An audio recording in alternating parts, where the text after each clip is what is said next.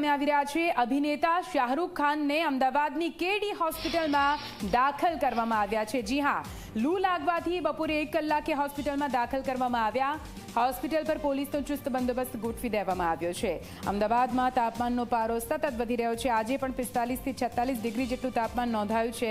અમદાવાદ શહેરમાં red alert આપી દેવામાં આવ્યું છે। જરૂર વગર બહાર નીકળવાનું ન પાડવામાં આવ્યું છે। તેની વચ્ચે લૂ લાગવાના કેસ પણ સતત સામે આવી રહ્યા છે। અભિનેતા શાહરૂખ ખાન, જેઓ અત્યારે આઈપીએલના કારણે અમદાવાદમાં છે અને અમદાવાદમાં તેમને લૂ લાગવાથી બપોરે 1 કલાકે કેડી હોસ્પિટલમાં એડમિટ કરવામાં આવ્યા હોવાનું જાણવા મળી રહ્યું છે। તેમની તબિયત લથડતા તેમને કેડી હોસ્પિટલમાં લઈ જવામાં આવ્યા। હાલ તો હોસ્પિટલ પર પોલીસનો ચુસ્ત બંદોબસ્ત ગોઠવી દેવામાં આવ્યો છે। વધુ માહિતી સાથે સંવાદદાતા ઉદય ફોનલાઈન પર જોડાઈ ગયા છે। ઉદય, અભિનેતા શાહરૂખ ખાનને એડમિટ કરવામાં આવ્યા છે, શું થયું તેમને? અત્યારે તેમની તબિયત કેવી છે? શું કઈ માહિતી સામે આવી રહી છે ઉદય? જો વાત કરવામાં આવે તો આજે આઈપીએલની મેચ હતી નરેન્દ્ર મોદી સ્ટેડિયમમાં, એના માટેથી તે શાહરૂખ ખાન જે છે આવ્યા હતા।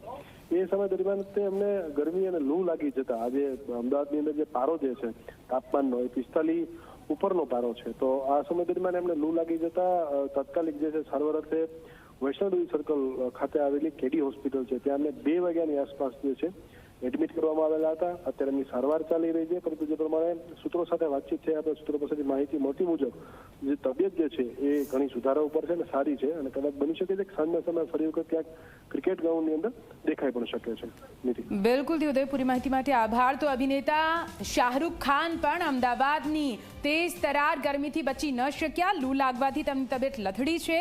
બપોરે 2 કલાકે તેમને હોસ્પિટલમાં દાખલ કરવામાં આવ્યા છે અને હાલ તેમની સારવાર ચાલી રહી છે।